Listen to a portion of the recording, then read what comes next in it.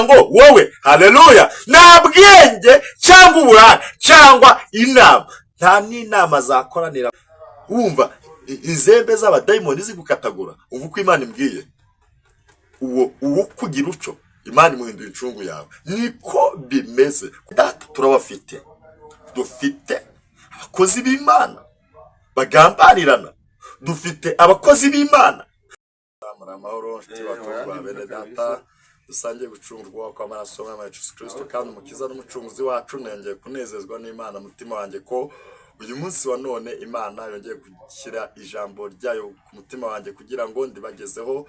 Nsuhuje inshuti zacu aho ziherereye hirya no hino ku isi, abari mu Rwanda, abari muri Afurika, abari muri Amerika, abari mu Burayi, abari hirya no hino ku migabane ine uko igize isi. Nizere ndashidikanya ko mwese muri amahoro, abo tuziranye n'abo tutaziranye.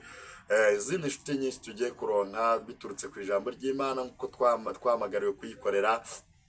Ndabasuhuje amahoro ya Kristo nabe kuri mwe mu izina rya Yesu Kristo. Rero nanone iyi ni ya channel yanyu nabasezeranyije ko nzajya mbashyiriraho ijambo ry'Imana izagishyira ku mutima wanjye. Channel ni yanyu, ni yacu, mbese ni inzira ngari Imana yashyizeho kugira ngo ngire ncishaho ijambo ry'Imana ndibagezeho byoroshye cyangwa se byihuse. Abari mu Rwanda, abari hanze y'u Rwanda, aho muherereye hose mujye murushaho no kunogerwa n'ijambo ry'Imana rica kuri channel, nk'uko nayo basezeranyije ko hazajya hacaho ubuhamya, indirimbo, ijambo ry'Imana ndetse n'ubuhanuzi bugiye butandukanye. Imana izagicisha muri nge nzajya mbagezaho mu izina rya Yesu Kristo w'i Nazareti. Ni ya channel rero yitwa Irahindura by Joel TV. Munyemerera n'inshuti zanjye nk'abaterankunga banjye Imana yampaye kugira ngo tujye dufatikanyiriza hamwe kumva ijambo ry'Imana. Mbese mukore subscribe, share, comment, like ndetse n'akazogera kugira ngo ijambo ry'Imana nk'uko nayo basezeranyije nzanyashyiraho rijye ribageraho ku gihe. Imana irabaho umugisha mwinshi cyane kandi muzamufashije ivuga butumwa mu izina rya Yesu Kristo. Munyemerere rero mbere yo kugira ngo mbagezeho ijambo ry'Imana impaye kubagezaho, tubanze dusenga Imana kugira ngo ituyobore muri ijambo ry'Imana, kugira ngo ibane nanjye kandi namwe ize kubana namwe muri kurikirana.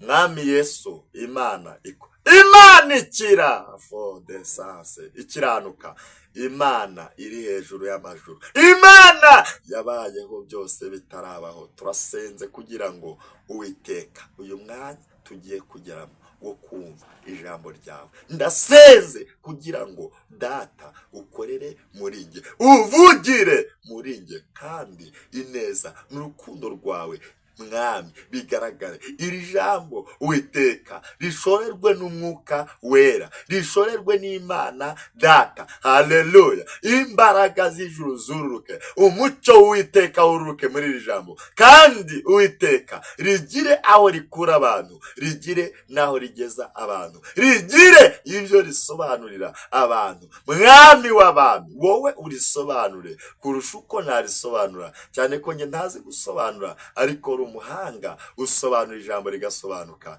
Unyemererwe neza imitima y'ubwoko bwawe, sabye nizeye izina rya Kristo Yesu, amen. Imana ishimwe kandi Imana yacu yabwa icyubahiro mu izina rya Yesu Kristo. Ijambo Imana imaye kukugezaho turarisanga hano mu gitabo cy'Imigani, ibice 21 umurongo waho wa 18 ndetse n'umurongo waho wa 30 n'uwa 31. Imana idufashe kandi dukurikire icyo Imana ishatse kubagezaho uyu mwanya iciye muri nge. Iri jambo riravuze ngo umunyabyaha azaba incungu y'umukiranutsi, n'umugambanyi azagwa mu kigwi cy'intungane. Reka turi umutwe uvuga ngo Imana igushakiye incungu.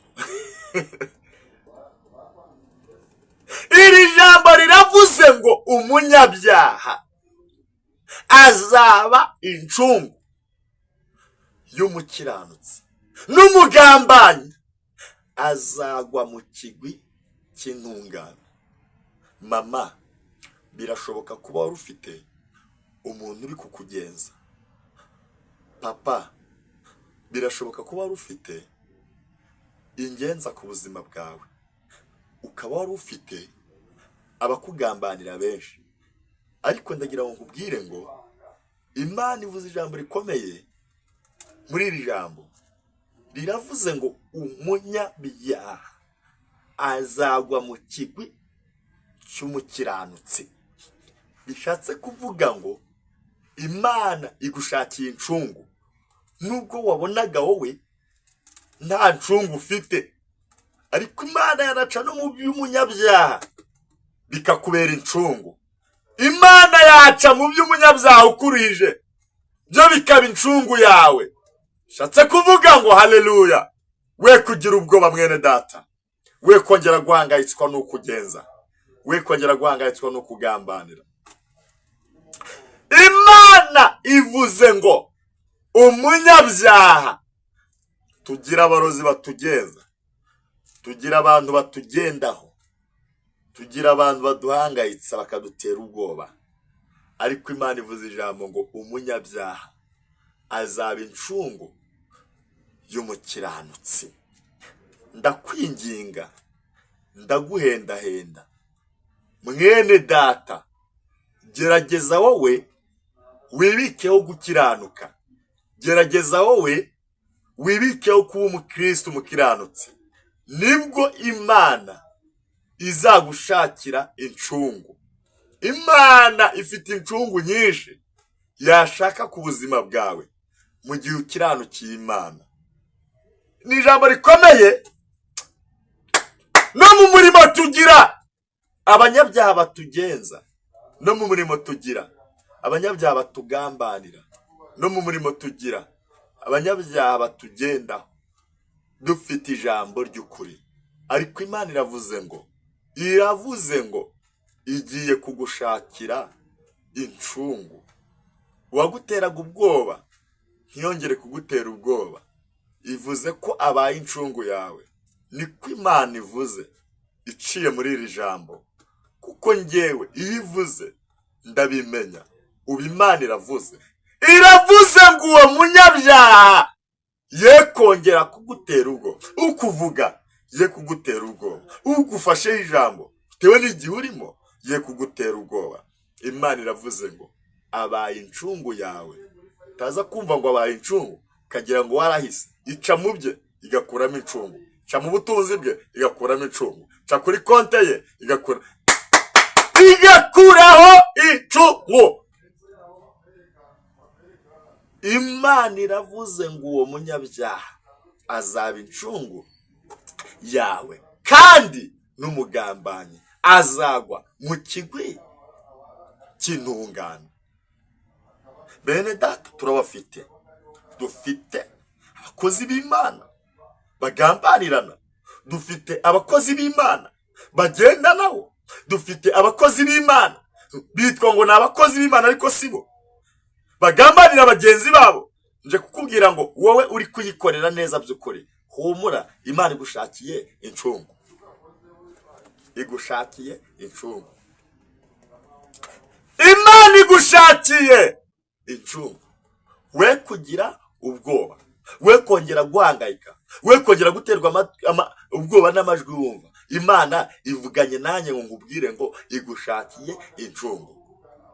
Mama, wararozwe, warahinahinwe, ntukiva mu nzu, ntabwo usigaye urara wicaye, ntabwo ugisinzira, usigaye urara ureba, ntabwo ugisinzira. Nukuvuga ngo reka nkubwire mama, uwo wakugize gutyo, Imana ivuze ko imuhinduye incungu yawe.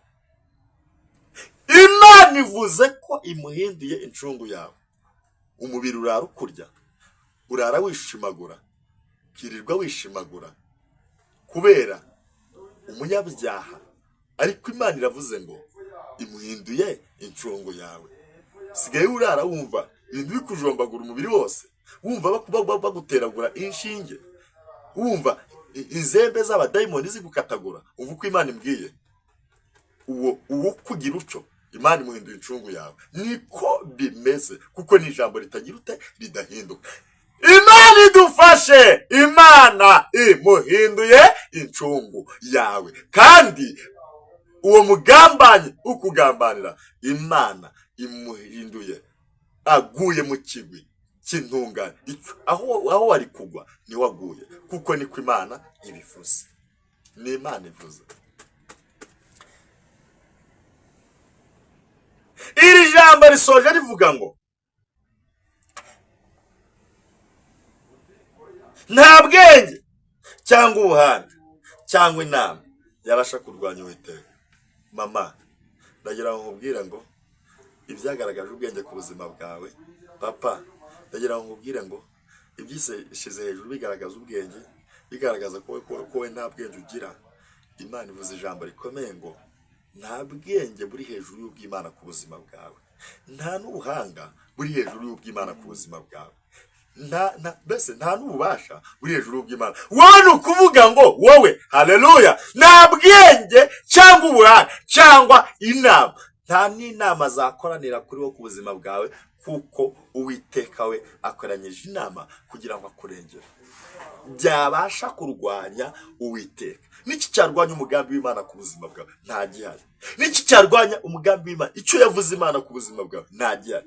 Niki nta na kimwe cyabasha kurwanya Uwiteka ku byo yakuvuzeho no kubikora. Azabikora. Mwene data, ibyo Uwiteka yavuze ku buzima bwawe no kubikora azabikora. We guhangayika, we kugira ubwoba, icyo yanditse yaracyanditse ku buzima bwawe no kugisohoza azagisohoza. Igihe urimo cye gutuma utakariza Uwiteka icyizere. Haleluya. We agiye gukoresha ubwenge bwose bushoboka kugira ngo icyizere cy'Uwiteka kigume kuri wowe. Ibibazo ufite, haleluya, bye kugutera ubwoba. Icyo yanditse yaracyanditse. Nta bwenge, nta buhanga, nta nama byabasha kurwanya Uwiteka. Bishatse kuvuga ngo umugambi w'Uwiteka ku buzima bwawe nta kintu gishobora kurwanya. Umugambi w'Uwiteka ku buzima bwawe nta kintu gishobora kuwukuraho. Umugambi w'Uwiteka ku buzima bwawe nta kintu gishobora kuwuvuga.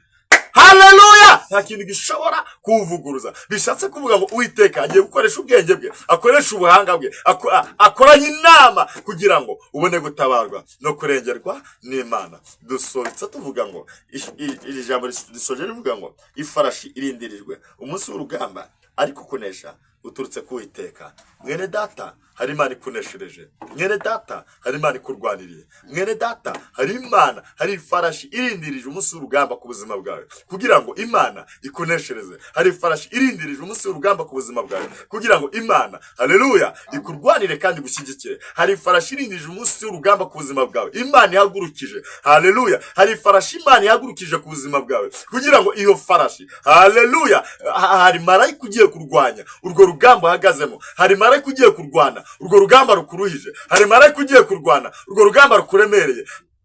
Imana ishimwe, hari marayika ugiye kurwana urwo rugamba ruguhangayikije, urwo rugamba ruguteye ubwoba. Nje kukubwira ngo hari marayika ugiye kukurwanirira, kandi urwo rugamba Uwiteka ararurangiza. Nta rugamba Uwiteka ajya arwana ngo rubure kugira ute, haleluya. Iyo arurwanye ararunesha. Ntabwo Uwiteka ajya atsindwa. Birashoboka ko we warwana ugatsindwa, birashoboka ko wirwaniriye uratsindwa, urashoboka ko wabonye abakurwanirira uratsindwa, ariko Uwiteka ahagurukiye kukurwanirira, kandi haleluya, icyo yiteguye ku buzima bwawe no gutsinda. Ifarashi irindirije umunsi w'urugamba, ariko kunesha guturuka ku Uwiteka. Bishatse kuvuga ngo hari aho Uwiteka aciye kugira ngo akuneshereze. Hari aho Uwiteka aciye kugira ngo akurwanye. Haleluya! Kugira ngo akurwanirire. Hari aho Uwiteka aciye kugira ngo ashyireho iherezo ku buzima bwawe, kubikuruhije, kubikuremereye, kubiguteye ubwoba. We kugira ubwoba, Uwiteka ahagurukirije ifarashi kukurwanirira kandi kukuneshereza. Imana ishimwe, kandi Imana yacu ihabwe icyubahiro. Ijambo ry'Imana rivuga ngo siko bizahora kuba gutegereje. Ntawe uzakorwa n'isoni keretse abava mu masezerano ari nta mpamvu. Abo nibo bazakorwa n'isoni. Kwinginga nimba waravuye mu isezerano, garuka mu isezerano. Ndikubwira abantu ngo abantu muri iyi minsi bari kuva mu kirombe cy'ibisubizo. Ese ikirombe cy'ibisubizo urakizi cyangwa ntabwo ukizi? Reka nkubwire ikirombe cy'ibisubizo. Iyo uri umukristo ukava mu gakiza ugasubira inyuma, uba uvuye mu kirombe cy'ibisubizo. Bishatse kuvuga ngo ikirombe cy'ibisubizo kiri mu nzu yitiriwe izina ry'Uwiteka. Ikirombe cy'ibisubizo gifitwe n'umukristo uko ari kose, yaba akennye yaba akize, ari mu kirombe cy'ibisubizo. Bishatse kuvuga ngo umuntu uri mu kirombe cy'ibisubizo ashobora kuba akennye none, ejo ukabona yakize kuko ari mu kirombe cy'ibisubizo. Guma mu kirombe cy'ibisubizo. Ikirombe cy'ibisubizo ni mu nzu yitiriwe izina ry'Uwiteka. Ikirombe cy'ibisubizo, haleluya, kiri mu ijambo rye. Iyo uri mu kirombe cy'ibisubizo, amen, iyo uri mu kirombe cy'ibisubizo ntacyo uburiramo. Ariko iyo uvuye mu gakiza, uvuye mu kirombe cy'ibisubizo. Iyo uvuye mu gakiza, uvuye aho imigishiri. Iyo uvuye mu gakiza, uba witandukanyije n'icyo Imana yakuvuze. Imana idufashe, haleluya. Nta bwenge nta n'ubuhanga nta n'inama byabasha kurwanya Uwiteka. Ifarashi irindirije umunsi w'urugamba, ariko kunesha guturuka ku Uwiteka. Ijambo riravuze ngo haleluya, risoje rivuga ngo umunyabyaha azaba incungu y'umukiranutsi, n'umugambanyi azagwa mu kigwi cy'intungane. Imana iduhana umugisha kandi tugire neza, yaze kwifuza ku mutima wacu urushaho gukurikira ijambo ry'Imana uherereye hirya no hino. Haleluya. Kuwiteka niho umuntu abonera gukira, kuwiteka niho umuntu abonera ibisubizo, kuwiteka, haleluya, iyo umuhanze amaso niho ubonera gutabarwa. Muri ibyo yaravuze ngo mananduburira amaso yanjye ku misozi, mbega utabarwa kwanjye kwava mubimbwire. Kuwiteka niho guturuka, ku Mana yaremye ijuru n'isi.